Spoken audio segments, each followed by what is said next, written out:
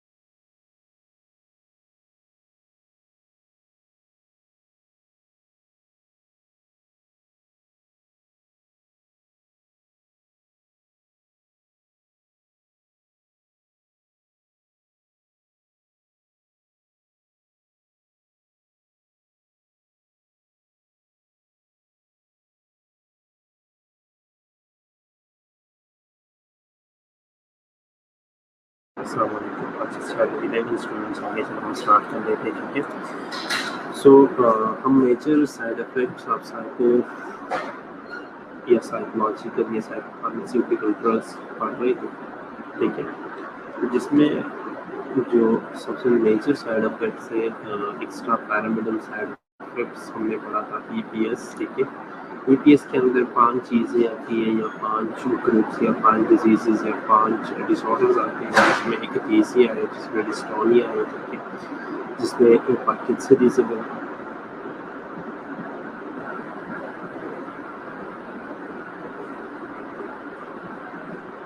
जिसमें neuroleptic Lynch syndrome में और जिसमें कार्डियो डिस्काइनेसिया।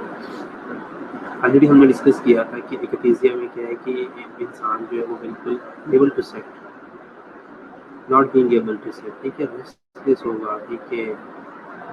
दूसरा ये उसके पिचिंग होगी नेक के, ठीक है, मसल्स जो है वो सारे स्पेज़म होगा, ट्रिमर्स होंगे, रिजिडिटी होगी, ठीक है।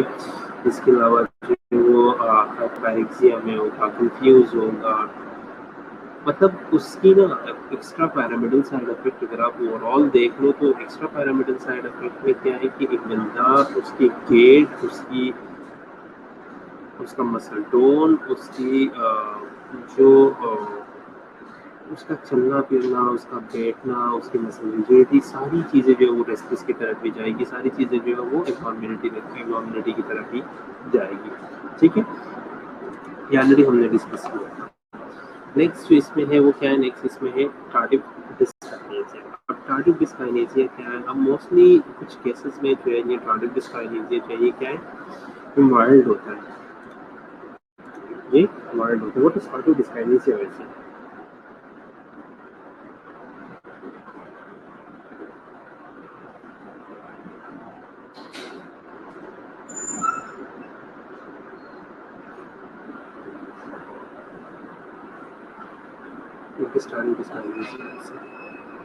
टार्डिव डिस्काइनेसिया क्या है कि आपके मसल्स, जो फेशियल मसल्स है ना, या जो बॉडी मसल्स है, उसकी जर्की मूवमेंट स्टार्ट हो जाएंगे, वो आप कंट्रोल नहीं कर पाएंगे, ठीक है। टार्डिव डिस्काइनेसिया क्या है, आपके बॉडी और आपके फेशियल मसल जो है वो जर्की मूवमेंट स्टार्ट कर लेंगे जिसे आप कंट्रोल नहीं कर पाएंगे, ठीक है। मेनी केसेस में ये टार्डिव डिस्काइनेसिया जो है ये माइल्ड होता है, मेनी केसेस में टार्डिव डिस्काइनेसिया जो है वो माइल्ड होता है, लेकिन कुछ केसेस में, लेकिन माइल्ड के साथ साथ ये डिसऑर्डर एक ऐसा डिसऑर्डर है ना जो कि सोशली डिसफिगरिंग डिसऑर्डर है, सोशली जो है वो आपको आइसोलेट करता है, सोशली आप जो है वो किसी के सामने नहीं आ सकते, आप जो है वो एक सोशली बदनामी का जो है वो सामना करना पड़ता है, ठीक है। तो मैनी केसेस में ये डिसऑर्डर ऑल्दो बहुत माइल्ड होता है, लेकिन साथ साथ इसकी वजह से आप किसी के सामने नहीं आ सकते, ठीक है, क्योंकि इसके बहुत अजीब से सिम्टम्स आते हैं। फ्रॉनिंग होता है, ठीक है। फ्रॉनिंग क्या है, जिस तरह हम ना आपको कोई बात करें और आप ऐसे ना जो शक की निगाह से देखते हैं, या जिस तरह हम मुँह बनाते हैं ना, जिस तरह जैसे ना तजस्सुस वाला मुँह बनाते हैं, ठीक है। तो इसी तरह आप जो है वो आपका मूड इसमें वैसे ही बन जाता है, ब्लिंकिंग होती है बार बार आइज की, ठीक है, ग्राइमिसिंग होती है, ठीक है। आप जो है वो बार बार पिंच बना देते हो मुख का, उस तरह जिस तरह ग्राइमिस बनाता है ना, जैसे आपने कोई चीज़ पकड़ा हो हाथ में, ठीक है। इसके अलावा जो है वो फुकरिंग होती है, फुकरिंग जिस तरह ज़्यादा दर्द में जो है वो जिस तरह हम आंखें बंद करके, मुंह बंद करके अपने लिप्स को अंदर कर लेते हैं, ठीक है, जैसे पाउट टाइप जो है मुंह बन जाता है, लेकिन दर्द की वजह से नेगेटिव साइड पाउट वाला मुंह बन जाता है, ठीक है, वो क्या, वो फुकरिंग है, ठीक है। ब्लोइंग होता है, ठीक है, स्मैकिंग है, इधर उधर जो है वो आप हाथ एक दूसरे को बनवाते हो, ठीक है, या किसी और चीज़ को मारना शुरू कर देते हो, ठीक है। licking और चीविंग, टंग प्रोट्रूशन, स्पेस्टिक फेशियल डिसऑर्डर, सारी चीज़ें, ठीक है, आपका टंग जो है वो बाहर की तरफ आ जाता है, ठीक है। दूसरा ये है कि आपकी जो फेशियल डिस्टॉर्शन है ना, या जो आपके फेशियल मसल है उसका स्पेज़म हो जाता है, वो स्पेस्टिक पैरालिसिस की तरफ चले जाती है, ठीक है। आपका फेशियल, आपके जितने भी फेशियल मसल है वो एक साइड से जो है वो ऐसे लगते हैं जैसे जो है इस बंदे को पैरालिसिस हुआ, ठीक है, जैसे ये पैरालाइज हो, ठीक है। तो ये सारी कंडीशंस या ये सारी सिम्टम्स वो सिम्टम्स है जिसकी वजह से आप सोशली जो है वो आइसोलेट होना, आपको सोशली जो है वो आइसोलेट होना पड़ता है, ठीक है, आप जो है वो साइलेंट हो जाते हो, ठीक है। इसके अलावा normal movement of the arm and leg are also occur, ठीक है। इसमें इन चीज़ों के साथ साथ ये जो पहले हमने जितनी चीज़ें पढ़ी है, ठीक है, स्मैकिंग के अलावा बाकी सारी चीज़ें जो है वो फेस के साथ रिलेटेड, स्मैकिंग के अलावा बाकी सारी चीज़ें, फेशियल मसल्स, फेशियल एक्सप्रेशंस, सारी चीज़ें उनके साथ जो है वो रिलेटेड है, ठीक है। अब लेकिन उसके साथ साथ फेस के साथ साथ आर्म्स और लेग्स की एक नॉर्मल मूवमेंट भी होती है, ठीक है, जिसमें रैपिड पर्पसलेस इरेगुलर मूवमेंट होती है, ठीक है। एक तो वो मूवमेंट जो है वो रैपिड होती है, दूसरा ये कि वो मूवमेंट जो है वो इरेगुलर मूवमेंट्स होती है, ठीक है। कोई रेगुलरिटी उनके बीच में नहीं होती। इसके अलावा जो है वो अब वो इरेगुलर मूवमेंट्स या वो रैपिड पर्पस इरेगुलर मूवमेंट्स कौन कौन से, ये वो मूवमेंट्स है जिसमें जिस तरह ट्रिमर्स होती है, ठीक है। फुट टैपिंग है, ठीक है। बार बार जो है वो जिस तरह हम कहीं कुर्सी में बैठ के कभी कभार जो है वो टांगे इस तरह भी इनको मारते हैं, टक टक के आ जाते हैं, टैप करते हैं, ठीक है। इसी तरह जो है उनकी पेट फुट टैपिंग बहुत इरेगुलर होती है, ठीक है। ट्रिमर्स होती है, ठीक है। इसके अलावा कुछ बॉडी सिम्टम्स भी आते हैं। बॉडी सिम्टम्स में dramatic movement after neck and shoulder rocking, twisting, pelvic gyrations and thrust, ठीक है। पूरी बॉडी में, ठीक है। स्टार्ट से हमने क्या कहा, स्टार्ट से इन शॉर्ट यही है कि पूरी बॉडी में ना इरेगुलर पर्पसलेस मूवमेंट स्टार्ट हो जाती है, ठीक है। जिसकी वजह से आप सोशली आपको आइसोलेट होना पड़ता है, ठीक है।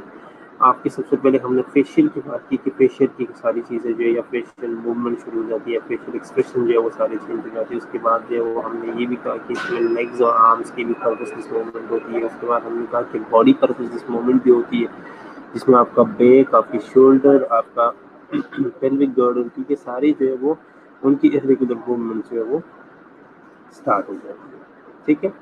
So because tardive kinase is often irreversible, the goal is prevention, ठीक है। अब tardive dyskinesia जो है वो कभी कभार जो है वो irreversible होता है, कभी कभार इसे रिवर्स नहीं कर सकते, ठीक है।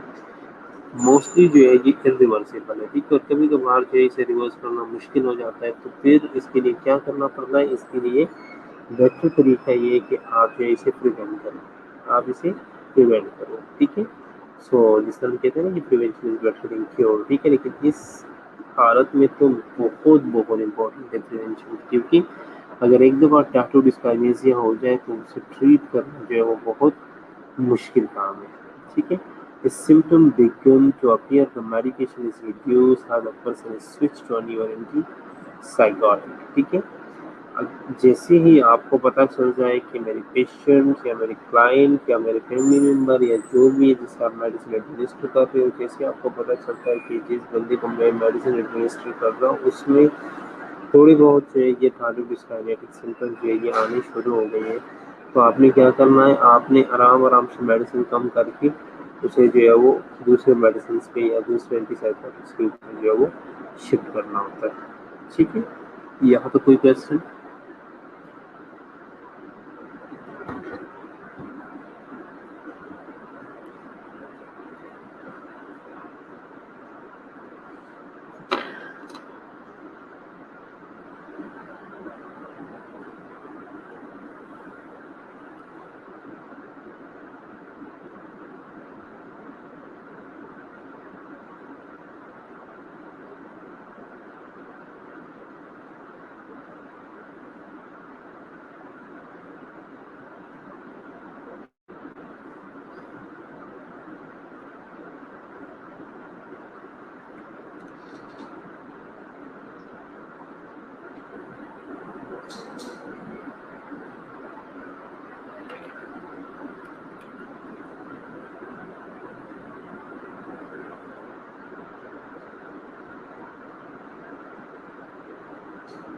या तो किसी बच्चे का कोई क्वेश्चन है तो पूछो, टारगेट डिस्काइनेसिया या यहाँ तक कंप्लीट लेक्चर में भी हो तो पूछो।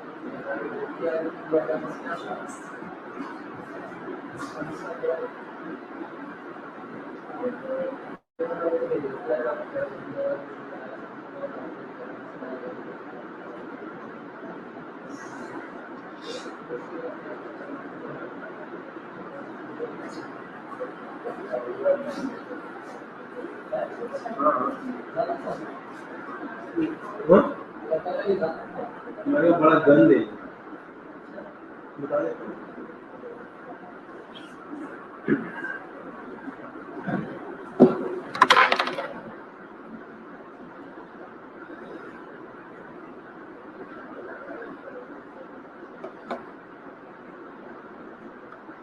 Okay, so next target kinase के अलावा जो है वो इससे सेक्सुअल फंक्शन या सेक्सुअल प्रॉब्लम्स भी जो है वो काफ़ी सारे आ जाते हैं। देखिए फेयरली कॉमन है कि साइको मेडिकेशन से या साइको फार्मास्यूटिकल मेडिसिन से जो है वो सेक्सुअल डिसफंक्शन जो है वो स्टार्ट हो जाती है। ठीक है, इसके अलावा जो है वो हाफ ऑफ मोस्टली जितने लोग ये मेडिसिन ले रहे हैं हाफ लोग जो है उस रिपोर्ट करते हैं कि उनका वेट जो है वो दिन ब दिन गेन होता जा रहा है। ठीक है, तो वेट गेन जो है इन मेडिसिन के साथ बहुत ज़्यादा कॉमन है।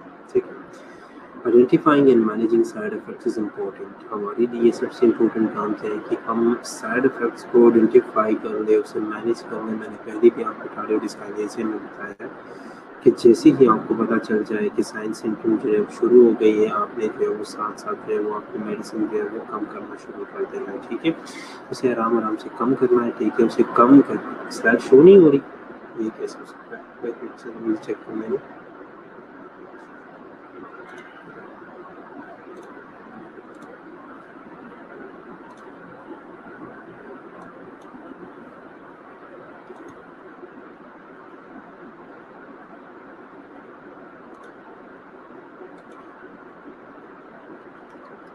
अब शो हो रही है? अभी भी नहीं हो रही?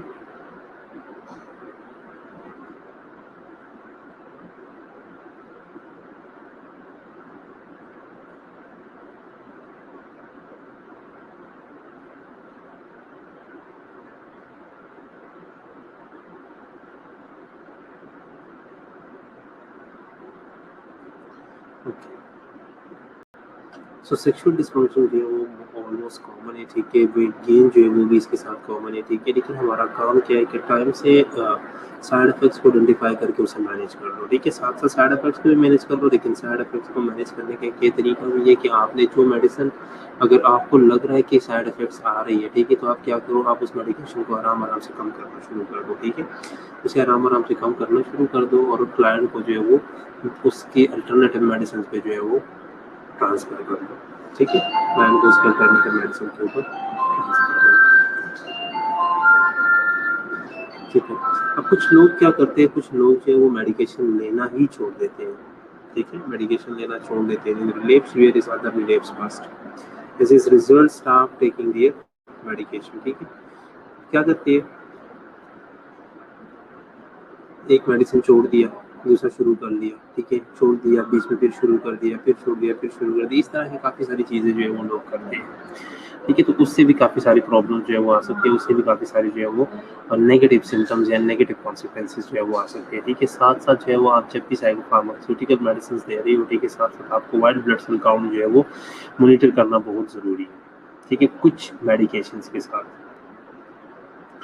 As agranulocytes is common with some drugs and can be fatal. ठीक है। सो एग्रेनुलोसाइटोसिस होता है कुछ मेडिसिन के साथ। ठीक है। और ये बहुत फेटल कंडीशन है। ठीक है। Since the patient can easily succumb to an overwhelming infection। ठीक है। और इसी वजह से जो है वो पेशेंट जो है वो इन्फेक्शन की तरफ जो है वो चला जाता है। इसके अलावा अगर हम देखें तो ओवरडोज एक बहुत बड़ा मसला है। ओवरडोज एक बहुत बड़ा मसला है। ठीक है। अब ओवरडोज क्या है कि सबसे पहले तो ये है कि कुछ लोगों को ये समझ ही नहीं आती कि मैंने ये मेडिसिन कितनी लेनी है। ठीक है। तो मेडिसिन जितनी भी साइकोफार्मास्यूटिकल मेडिसिन है उनका डोज सही तरह कैलकुलेट करके देना बहुत इंपॉर्टेंट है। ठीक है। क्योंकि अगर आप उसे थोड़ा सा भी ज़्यादा लेते हो उसका डायरेक्ट इफेक्ट आपके न्यूरॉन्स के ऊपर होता है, डायरेक्ट इफेक्ट उसका आपकी सीएनएस के ऊपर होता है। ठीक है। डायरेक्ट इफेक्ट उसका आपके सीएनएस के ऊपर होता है। ठीक है। आपके ब्रेन के ऊपर डायरेक्ट इफेक्ट होता है। ठीक है। और आपके सारे कंट्रोल सेंटर्स, आपकी सारी प्रोसेसिंग, आपकी सारी चीज़ें कहाँ से होती है? ब्रेन से ही होती है। ठीक है। तो इसी वजह से ओवरडोज से जो है वो बचना है। ठीक है। अब ओवरडोज के primary symptoms is sinus CNS depression. ठीक है। अगर ओवरडोज हो गया कोई ड्रग तो सबसे पहले तो हमारा सीएनएस जो है वो डिप्रेस्ड हो जाता है। ठीक है। और अगर हमारा सीएनएस डिप्रेस हो गया और वो डिप्रेशन जो है वो बढ़ता गया तो ये पेशेंट जो है ये कोमा तक जा सकता है, ये कोमा तक जा सकता है। इसके अलावा जो है वो कुछ और सिम्टम जैसे कि एजिटेशन है, जैसे कि रेस्टलेसनेस है, जैसे कि सीयर्स है। ठीक है। इसके अलावा जो है वो फीवर है। ठीक है। एक्स्ट्रा पैरामिडल साइड वो मैंने बता दिया। ठीक है कि एक्स्ट्रा पैरामिडल साइड सिम्टम्स आते हैं। ठीक है। इसके अलावा जो है वो एरिथमियाज आ सकती है। ठीक है। हाइपरटेंशन में पेशेंट जा सकता है। ये सारी कुछ और सिम्टम्स हैं जो कि इस ड्रग्स की वजह से जो है वो आ सकते हैं। ठीक है। So caring for client with overdose include monitoring the vital sign specially cardiac functions. अब जितने भी ओवरडोज पे हमारे पास पेशेंट आते हैं उनका सबसे पहले आपको क्या करना है? क्लोजली हेमोडायनामिक मॉनिटरिंग करनी है। ठीक है। आपने क्लोजली हेमोडायनामिक मॉनिटरिंग करनी है, साथ साथ जो है वो आपने वाइटल साइंस को मॉनिटर करना है, साथ साथ जो है वो आपने देखना है उसको कि उसके कार्डियक फंक्शंस कैसे हैं। ठीक है। कुछ ऐसे पेशेंट जो है वो कार्डियक पल्मोनरी अरेस्ट में जा सकते हैं तो कार्डियक फंक्शन जो है वो आपने देखने हैं। ठीक है। एनी टाइम जो है वो आपने उनका एयरवे जो है वो पैटर्न रखना है। ठीक है। ताकि एयरवे पैटर्न हो बाद में जो है वो एयरवे का कोई मसला ना हो जाए, एयरवे कोलैप्स ना हो जाए। ठीक है। और इसके अलावा जो है वो गैस्ट्रिक लिवाज जो है वो हम कर सकते हैं। ठीक है। एंटी पार्किंसोनियन मेडिसिन में बी गिवन फॉर पीपीएस। जो एक्स्ट्रा पैरामिडल साइड इफेक्ट्स आती है, एक्स्ट्रा पैरामिडल सिंड्रोम आता है। ठीक है। उसके लिए हम एंटी पार्किंसन के लिए जो डिजीजेज का जो मेडिसिन यूज हो रही है वो आप इसे दे सकते हो और उससे आप इसे जो है वो लिमिट कर सकते हो। ठीक है। ये एक बहुत फेमस ड्रग है सीजर के लिए यूज होता है, वेलियम या जो डायजोफाम के नाम से आता है वो हम किस लिए देते हैं? सीजर के लिए देते हैं। ठीक है। और सीजर में हम कौन कौन सी मेडिसिन दे सकते हैं और वेलियम के अलावा? और वेलियम को हम कब देते हैं? ज़्यादा मोस्ट फेवरेबल किसके लिए ये वेलियम?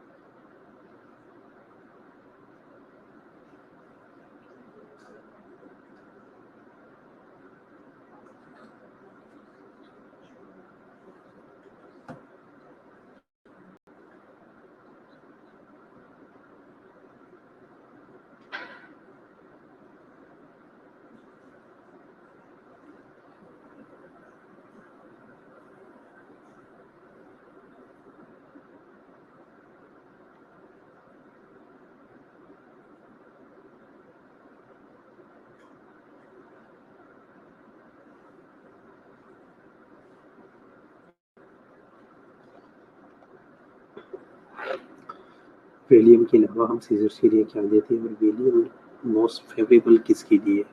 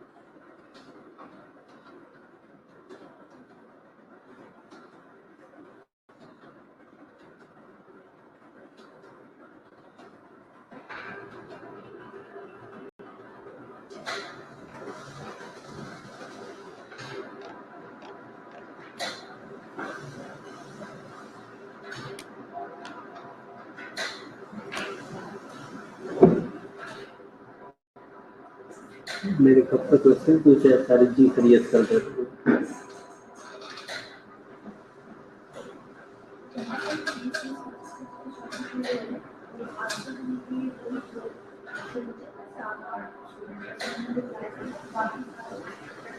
मैं लेक्चर पढ़ा, मैं अभी तक मैं पढ़ा रहा था। अब 3 मिनट हो गए, मैंने क्वेश्चन पूछा बीच में से कि हम ये ड्रग तो यूज करते हैं, लेकिन इसको स्पेशली किस लिए के लिए यूज करते हैं और इसके साथ इसका अल्टरनेटिव कौन सा ड्रग यूज करते हैं हम। सारे जी सर यस सर, जी सर यस सर, जी सर यस सर। मैं ठीक है, 30 मिनट से मैं पढ़ा रहा हूँ। अब कहते हैं सर टाइप कर दे क्वेश्चन, जैसे कि मैं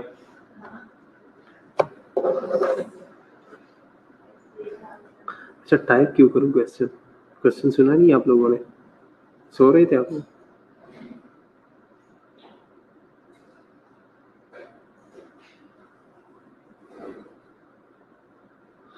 ये किसने कहा कि ये मस्कुलर रेसिस्टेंट रिलैक्सेंट है?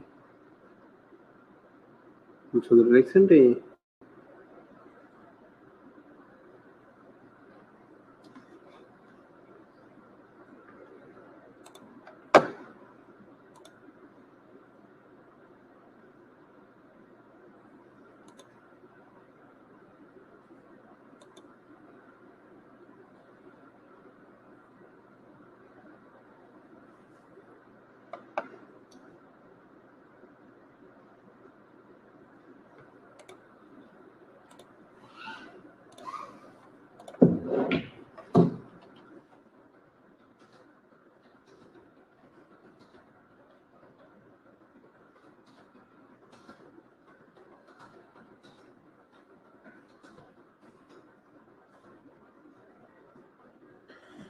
मेरा क्वेश्चन था कि वेलियम के अलावा हम सीजर के लिए क्या दे सकते हैं, ठीक है। दूसरा मेरा क्वेश्चन ये था कि वेलियम सबसे फेवरेबल किसके लिए?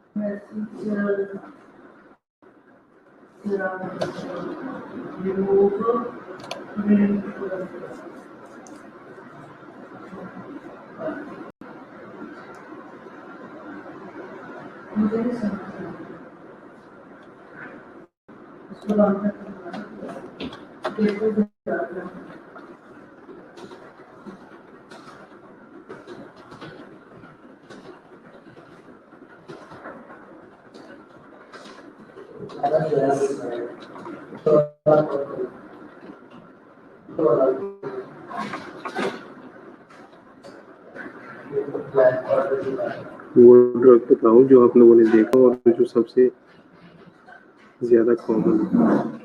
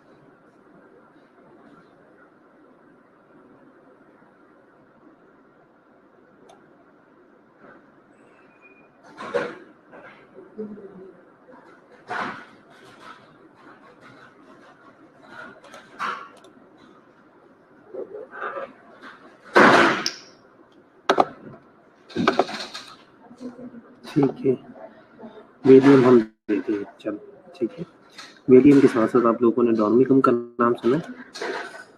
डॉर्मिकम को देखा है? डॉर्मिकम देखा है किसी ने?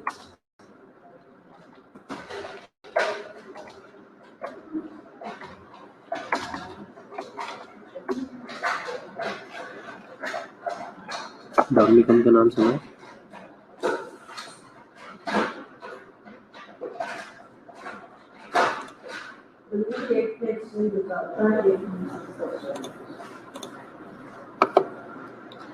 मेडाजुलाम है उसमें,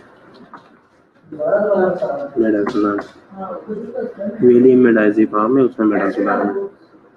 ठीक है, दोनों हम सीयर्स को स्टॉप करने के लिए देते हैं। ठीक है, लेकिन जो मोस्ट स्पेसिफिक तो आईसीयू में देखा था कार्बामेज़ापिन। ठीक है, वेलियम भी हम देते हैं, हम साथ में जो है वो भी देते हैं, डॉर्मिकम शॉक हो और देते हैं। ठीक है, अब किस एज के लिए जो है वो ज़्यादा फेवरेबल है कि हम वेलियम दे दें, किस एज के लिए ज़्यादा फेवरेबल है कि हम डॉर्मी दे दें?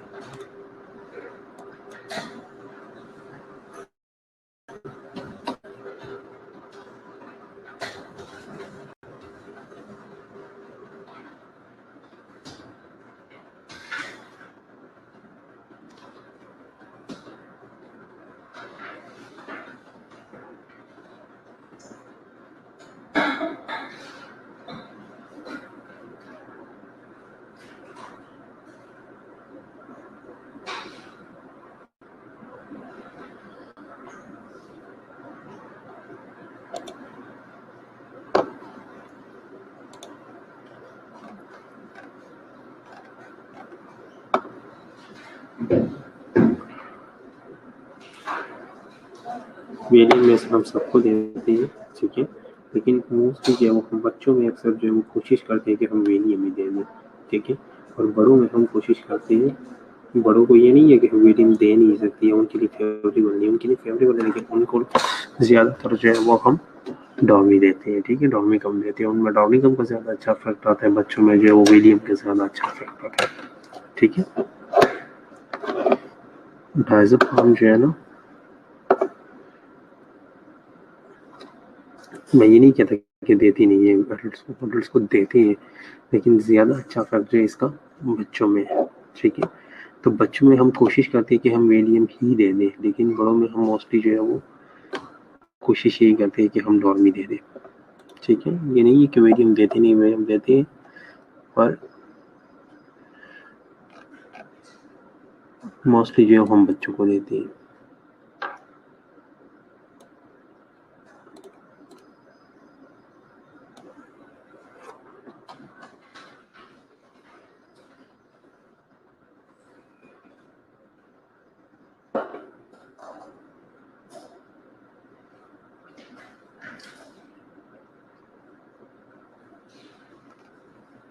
स्मॉल अमाउंट में देते हैं हम, लेकिन हम देते हैं, ठीक है। 6 मंथ्स या 6 मंथ से ज़्यादा इस तरह के बच्चों में हम दे सकते हैं। ये वैसे मोस्टली जो है ये मतलब बुकिश बातें नहीं है, ये वैसे क्लिनिकल साइड की बात है। क्लिनिकल साइड पे हम जाते हैं, उसका एक्सप्लोर होगा तो थोड़ा सा जो है वो क्लिनिकल साइड पे कुछ चीज़ें जो है वो हम चेंज कर लेते हैं फिर बुकिश चीज़ों से। तो क्लिनिकल साइड पे मैंने ये चीज़ देखी है कि मोस्टली जो है वो बच्चों में उनका फेवरेट ये होता है कि यार वेलियम ही दे दे, कोशिश यही करते हैं। बड़ों में जो है हम मोस्टली कोशिश यही करते हैं डॉर्मी दे दे। वेलियम का भी वैसे इफेक्ट आता है, लेकिन डॉर्मी का अच्छा इफेक्ट आता है, ठीक है। किसी कोई क्वेश्चन?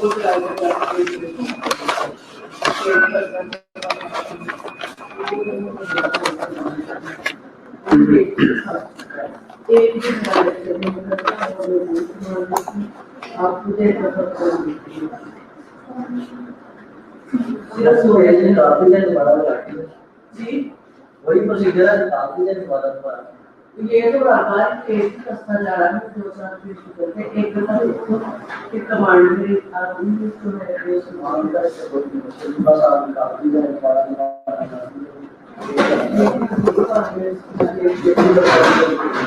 ये एक लेक्चर